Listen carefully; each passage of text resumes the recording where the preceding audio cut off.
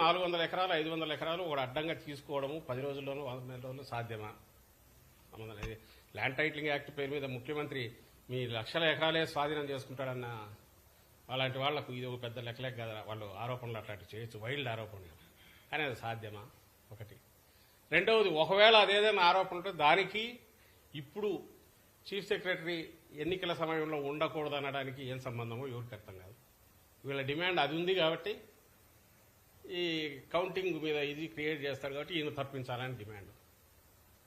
అసలు మోకాలకు బట్టతలకు కాదు, ఇంకా దేనికి కలుపుకోవాలని చూస్తున్నారో అర్థం కావట్లే. క్లాసిక్ ఇది ఒకటి.